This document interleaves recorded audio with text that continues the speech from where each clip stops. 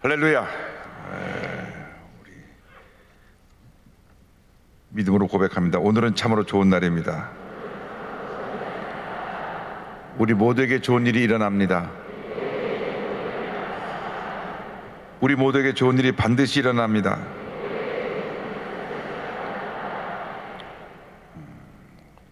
두 주 동안 오직 성령으로 여든 주제를 가지고 성령님은 누구신가? 성령 충만은 무엇이고, 성령의 은사는 무엇이고, 성령의 열매는 무엇인가? 성령에 대해서 집중적으로 말씀을 공부하고 기도하는 시간을 갖도록 하겠습니다. 우리 기독교 신앙에서 가장 중요하지만 또 가장 이해하기 어려운 중요한 교리가 삼위일체 교리입니다. 기독교 신앙의 신비라고 할 수 있습니다. 하나님은 한 분이신데 하나님이 성부 하나님, 성자 예수님, 성령 하나님 삼위로 존재하고 계셔서 오늘도 우리에게 역사하고 계신다라고 하는 것입니다. 삼위일체 하나님. 구약시대는 삼위일체 하나님 가운데 성부 하나님밖에 저들이 몰랐습니다. 신약시대에 와서 예수님께서 내가 하나님과 같다 하니까 하나님밖에 모르던 유대교 종교 지도자들이 이단이 나왔거나 이단이 나왔다. 그래서 예수님을 십자가에 못 박아 죽인 것입니다. 성경을 가장 잘한다고 하는 성경학자들이, 당시 유대교 지도자들이 하나님의 아들이신 예수님을 십자가에 못 박아 죽인 이유는 하나입니다. 신성모독. 어떻게 사람이 자기를 하나님이라고 말할 수 있느냐. 그래서 십자가에 못 박아 죽였습니다. 그러나 예수님은 3일 만에 부활하셔서 예수님이 그리스도 되심과 참 하나님이심을 온 세상에 알리셨습니다.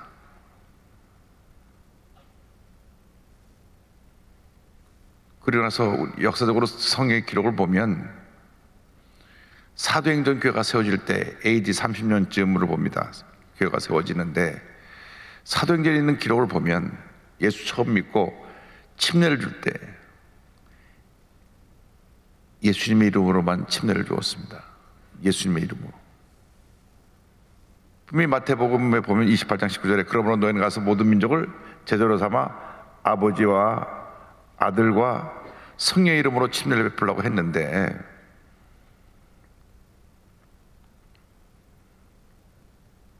사도행전을 보면 예수의 이름으로만 침례를 줬어요. 그래서 우리 한국 세계교회 역사를 보면 오직 예수파, 우리 하나님의 성회도 1914년에 미국 콜로라도 핫스프링스에서 처음 교단이 시작되었는데 나중에 오직 예수파랑 해서 교단이 나눠집니다. 사도행전을 보니까 사도행전은 예수 이름으로만 침례를 줬거든요. 예수님은 분명히 가서 아버지와 아들과 성령의 이름으로 침례를 베풀라고 그러셨는데 왜 사도행전은 예수의 이름으로만 침례를 베풀었을까? 그것은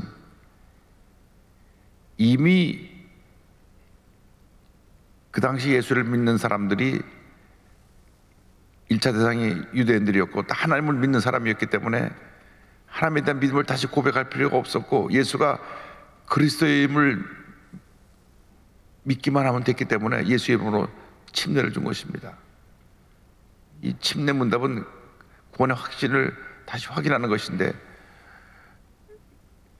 저들이 하나님을 다 믿고 있었고 고넬료도 하나님을 잘 섬기는 이방 민족, 이방 사람이었고, 그래서 저들에게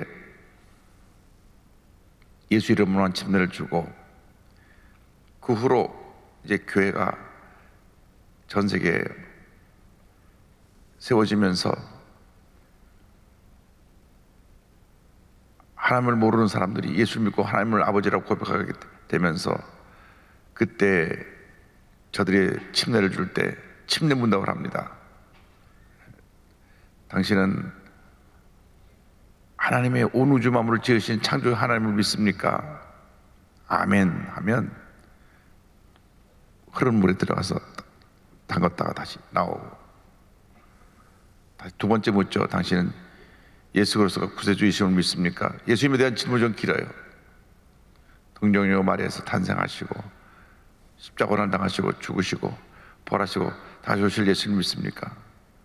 아멘. 세 번째 묻습니다. 당신은 성령을 믿습니까? 성령께서 교회 가운데 함께 계시고 성도들의 삶에 함께하고 있음을 믿습니까? 아멘.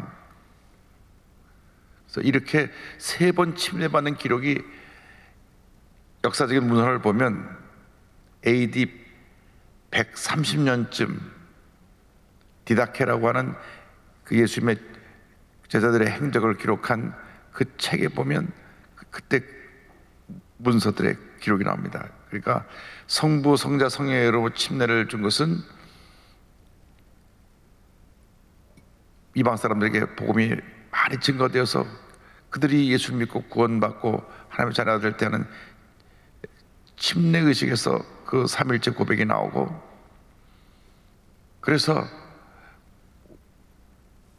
삼일체에 대해서는 이미 저들이 예수를 믿을 때부터 성부 하나님, 성자 예수님, 성령 하나님을 다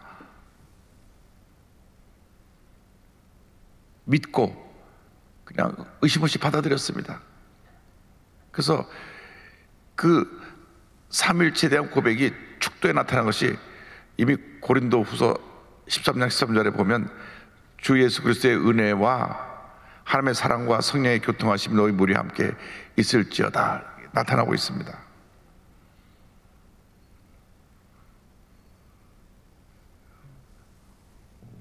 그래서 이미 성경에는 삼일체 하나님에 대해서 가르치고 또 선포하고 기록되어 있어서 그냥 의심 없이 다 믿었어요. 그냥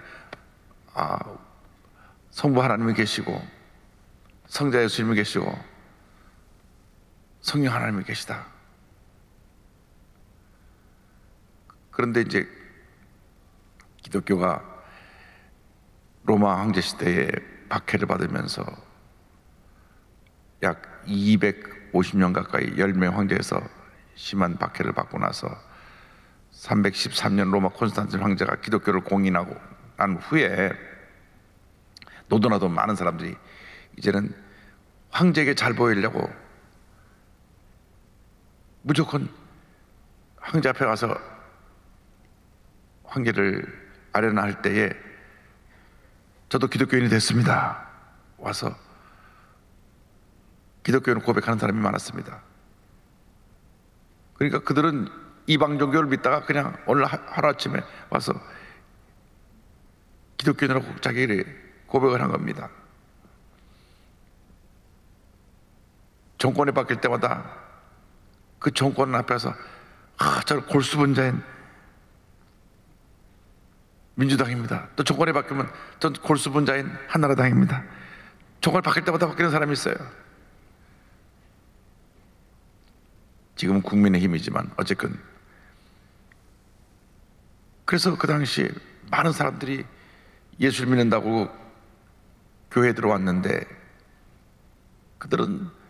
그들의 종교가 다 신론입니다. 많은 신을 섬겼어요. 그래서 그들이 들어와서 그들이 편하게 그냥 기독교에 신이 셋이구나. 하나님이라는 신도 있고 예수님이라는 신도 있고 성령이라는 신도 있고 그렇게 믿는 사람도 있고 또 그걸 갖다가 인간의 지식 이성으로 생각을 해서 그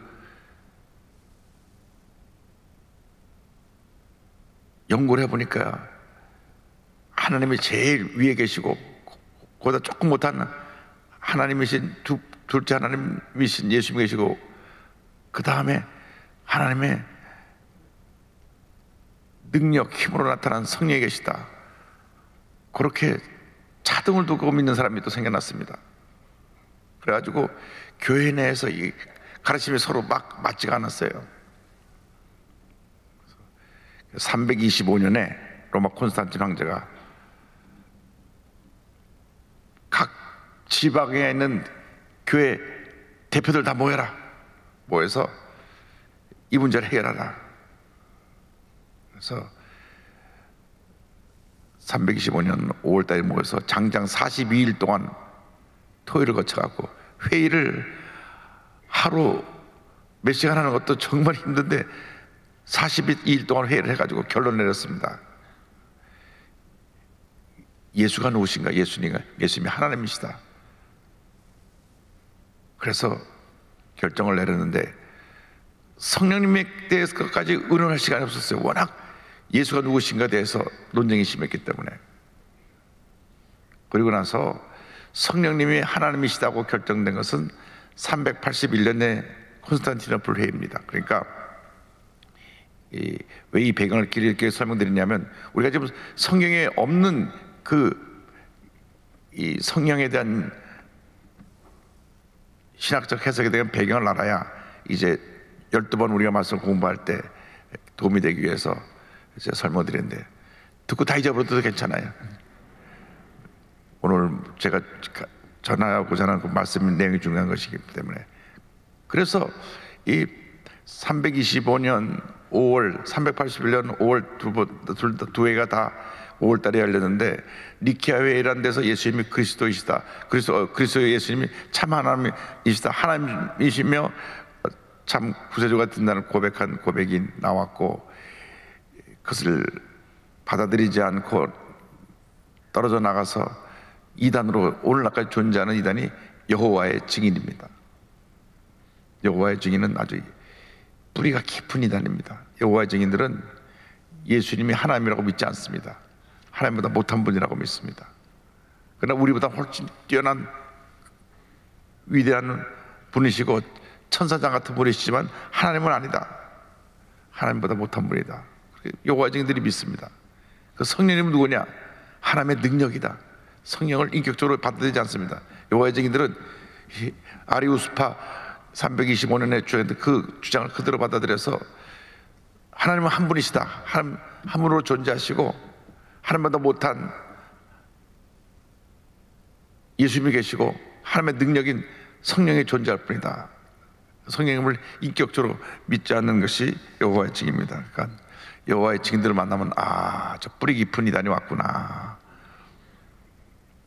그들이 변화되는 길은 다른 길 없습니다. 논리적으로 밤새 토론해도 그 사람들이 완전히 거기에 세뇌가 되었고 바뀌지가 않아요. 성령 충만 받아야만 저들이 뒤집어질 수가 있습니다. 성령은 누구시냐? 전능하신 하나님이십니다. 한번 따라서 전능하신 하나님. 창세기 1장 1절 보면 태초에 하나님이 천지를 창조하시니라 하셨는데, 이때부터 성령 하나님이 성령님과 하나님과 함께 계셔서 삼일째 하나님으로서 그 일을 이루셨는데, 로마서 15장 19절이 어떤 표현이 나옵니다. 표적과 기사의 능력으로, 성령의 능력으로 이루어졌으며 그리하여 내가 예루살렘으로부터 두루 행하여 일루리곤까지 그리스도의 복음을 편만하게 전하였노라. 이 사도 바울의 모든 선교 사역이 성령님의 능력으로 이루어졌는데, 그 성령의 능력은 전능하신 하나님의 능력이다. 그럼 우리가 성령 충만 받으면 전능하신 하나님의 역사가 우리에게 나타나기 시작하는 것입니다. 성령 충만 받으면 성령 충만 역사로 귀신이 쫓겨나고 병이 고침받고 문제가 해결되고 하나님의 은혜와 축복과 기적이 임하게 되는 것입니다. 성령 충만의 역사로 우리가 전능하신 하나님의 놀라운 역사를 행할 수가 있습니다. 내 힘으로 하는 것이 아니라 성령의 능력으로 하는 것인데, 성령의 능력이 전능하신 하나님의 능력을 갖고 계시기 때문에 나사렛 예수 이름 명하노니 더러운 귀신아 물러가라. 정신전자가 참 많습니다. 늘 우리가 물리쳐야 됩니다. 예수 이름 물러가라 명령해야 됩니다. 전능하신 하나님이신 성령이 마리아에게 임해서 예수님을 잉태케 했습니다. 누가복음 1장 35절 보면 천사가 대답하여 이르되 성령이 내게 임하시고 지극히 높으신 내 능력이 너를 덮으시리니 이러므로 나실 바 거룩한 이는 하나님의 아들이라 일컬어지리라. 전능하신 하나님의 능력을 갖고 있는 분이 성령님이시고 또 전지하신 성령님이 모르시는 것이 없습니다. 그런데 예수님께서 요한복음 14장, 15장, 16장의 성령에 대해서 가르치시면서 14장 26절에 이렇게 말씀하셨습니다. 보혜사 곧 아버지께서 내 이름으로 보내실 성령 그가 너에게 모든 것을 가르치고 내가 너에게 말한 모든 것을 생각나게 하리라. 우리가 기억할 것이 있습니다. 성령 충만 받으면 우리가 예수님이 생각납니다. 예수님은 성령의 영이기 때문에, 성령이 예수님의 영이기 때문에, 성령은 하나님의 영이시며 동시에 예수님의 영이십니다. 그래서 우리가 성령 충만하면 예수님을 사랑하게 되고 예수님을 생각하게 되고 예수님을 닮아가게 되고 예수님처럼 행하게 되는 것입니다. 교회 아무리 오래 다녀도 성령 충만하지 않으면 자기 뜻대로 예수를 믿어요. 성질 부릴 거 다 버리고 소리칠 거 다 소리치고, 그건 성령 충만이 아닙니다. 자기 충만입니다. 자기 충만. 근본적인 문제는 다 여기서 출발합니다. 진짜 성령 충만한 사람은 그 모습에서 예수님만 나타나야 되는데 10년 20년 살아도 자기 성질을 못 이겨가지고 씩씩거리고 그런 사람이 있어요. 새벽 기회에 나오는 분 없지만 저쪽 가면 몇 사람이 있어요. 애꿎은 부인만 때려잡는 사람이 있어요. 그래서 성령은 전지하신데 특별히 하나님의 뜻을 깨달아 알게 하신다. 예수님께서 가르치는 그 가르침을 깨닫게 하고 예수님을 생각나게 하신다. 고린도전서 2장 10절로 11절은 이와 같이 말씀합니다. 오직 하나님이 성령으로 이것을 우리에게 보이셨으니 성령은 모든 것 곧 하나님의 깊은 것까지도 통달하시느니라. 사람의 일을 사람의 속에 있는 영 외에 누가 알리요? 이와 같이 하나님의 일도 하나님의 영 외에는 아무도 알지 못하느니라. 하나님이신 성령님께서 우리에게 오셔서 하나님의 뜻을 깨닫게 해주시는 것입니다. 우리가 성경을 아무리 읽어도 성령이 깨닫게 해주지 않으면 깨달을 수가 없어요.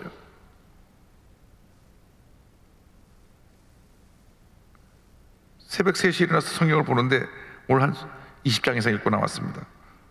말씀이 얼마나 꿀통이처럼 단지 몰라요.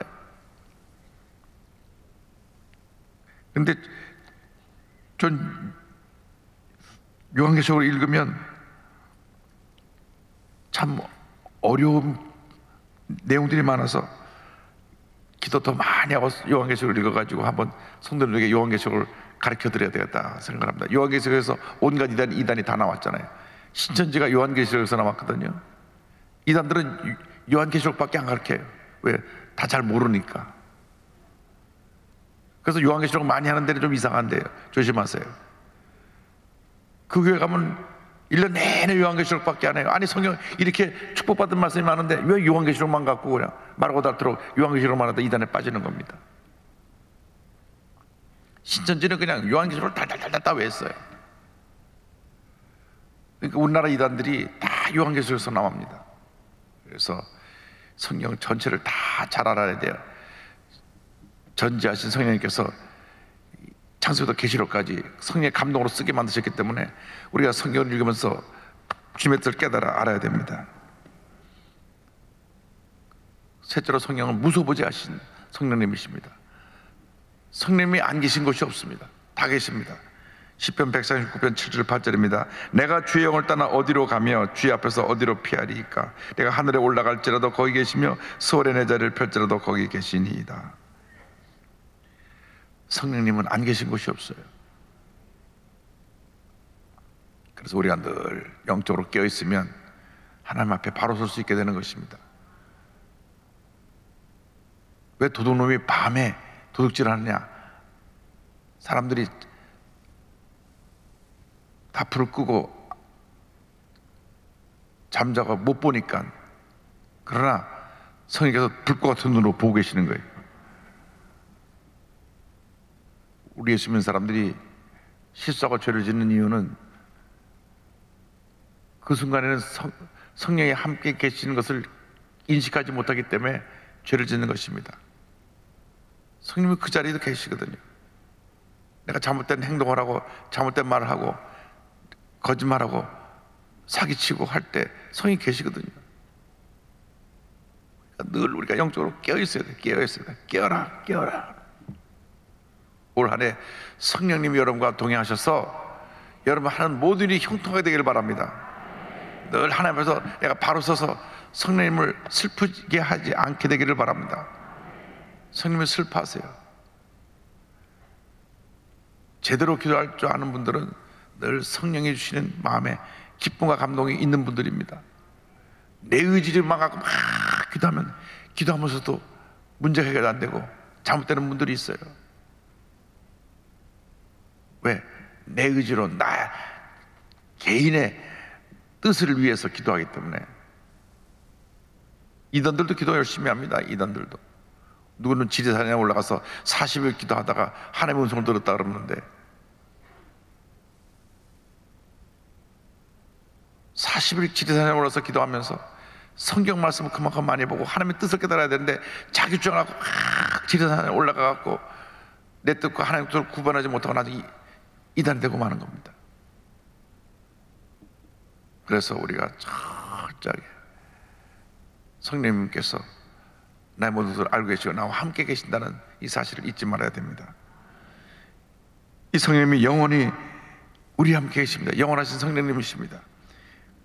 11절 9장 14절에 하물며 영원하신 성령으로 말미암아 흠없는 자기를 하나님께 드린 그리스도의 피가 어찌 너희 양심을 죽은 행실에서 깨끗하게 하고 살아계신 하나님을 섬기게 하지 못하겠느냐. 성령께서 영원토록 우리와 동행하십니다.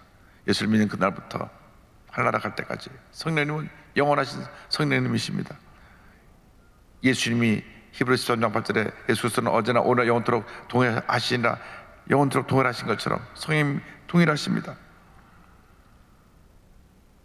성령님 어제도 계시고 오늘도 계시고 내일도 계십니다. 요한계시록 1장 4절 1장 8절입니다.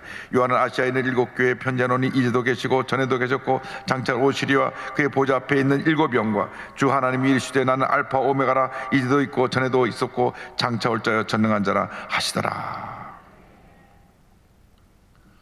성령님이 영원하시다, 변함이 없으다는 말씀은 성령님께서 이 창세기 1장 기록될 때부터 계시록 20장 끝절 마지막 마무리될 때까지 이 성경이 기록될 때 성령의 기록자를 감동시키시고 창조 역사부터 지금까지 성령께서 변함없이 동일하신 모습으로 영원하신 성령님이 함께 계시고 역사하고 계신다는 것을 말씀하고 있습니다.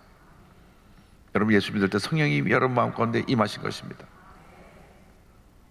예수 믿을 때 이미 성령이 내 마음 가운데 들어오셨어요.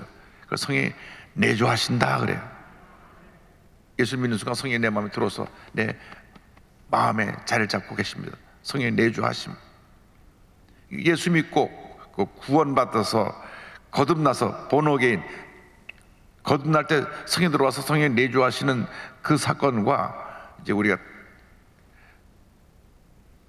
나중에 성령 세례, 성령 침례를 배울 텐데 성령의 능력받는 성령의 침례하고는 다른 별개의 사건입니다. 그래서 우리 이미 성령님이 내 마음에 와 계시기 때문에 여러분이 알든 모르든 성령님이 영원하신 성령님이 여러분과 동행해서 여러분 하나라 갈 때까지 여러분과 함께 계십니다. 한번 따라하세요. 성령께서 나와 함께 하십니다. 나의 일생 동안 나를 떠나지 아니하시고 나와 함께 하시고 나에게 은혜를 베풀어 주십니다. 그러므로 성령님과 동행하고 성령 충만받아서 위대한 하나님 역사를 이룬 여러분 모두 되기를 주님의 이름으로 축원합니다. 가슴에 손 얹고 아픈 자리에 손 얹고 기도합니다.